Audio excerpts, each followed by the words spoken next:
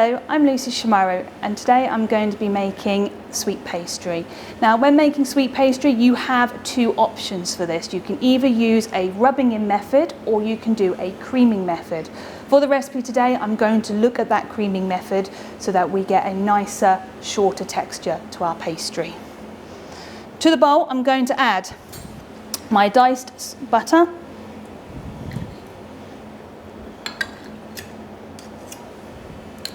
and this has been at room temperature for a couple of hours just to soften, but it's not melted. And then I'm going to add my caster sugar.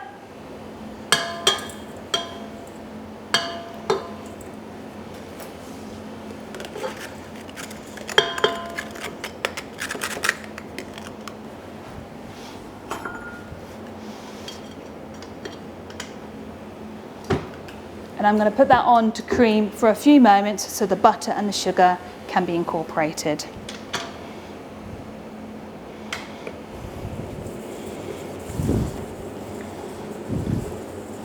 Whilst that is rubbing in, I'm going to take my eggs and I'm going to incorporate them mixed together. If you add them in unmixed, you can end up with patches of pastry with just yolk or just white. So this will help us get a more uniform texture from the get-go.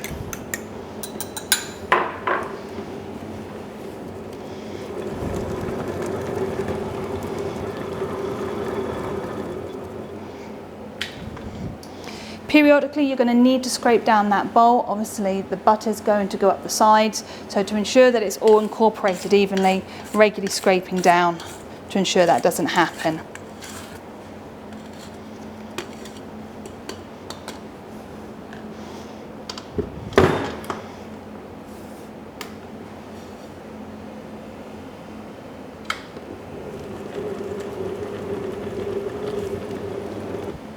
So our sugar and butter is now incorporated. I'm not looking to aerate the pastry, I'm looking just to have that sugar and butter incorporated so that it creates a smooth pastry. So I'm going to scrape down the bowl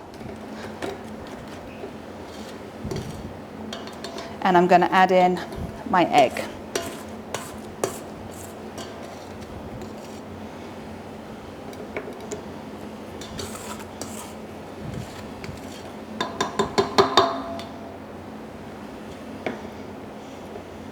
So I'm going to slowly add my egg to my butter and sugar, small amounts at a time to ensure it doesn't split.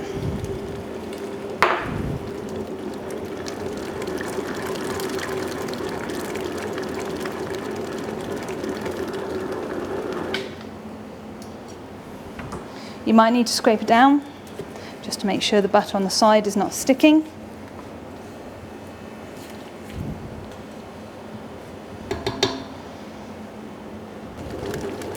And I'm going to add in the rest of my egg.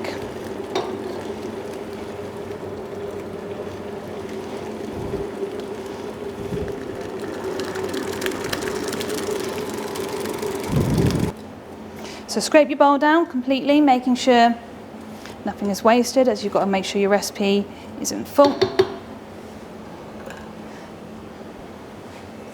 And just give a final scrape down of the sides before adding the butter, making sure you get into the bottom of the bowl, because what you don't want is to have flecks of butter through your pastry which are going to melt and leave holes as it bakes. To that I'm going to add in my flour.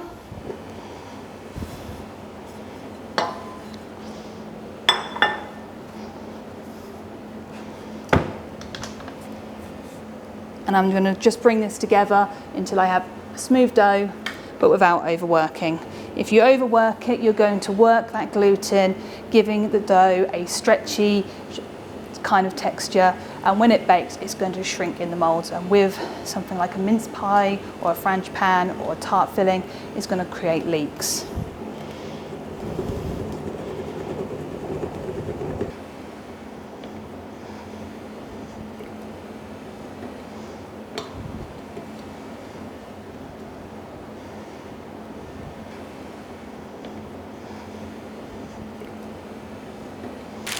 So My pastry has now just come together, but it's got some small little lumps in there.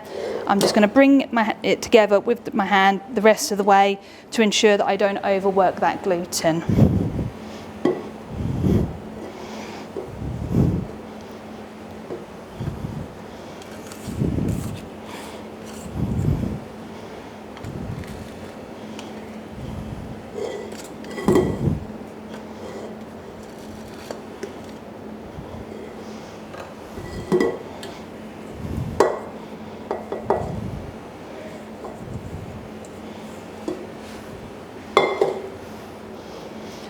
And just using the heat of my hands, I'm just going to bring this together so the dough is nice and smooth.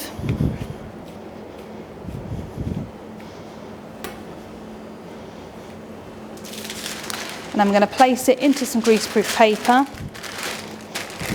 flattening it out so that when I come to use it or roll it out later, it's going to give me an even finish. I'm going to then place this into the fridge for 30 minutes to allow that flour to rest, the butter to set up, and for us to ready to use it.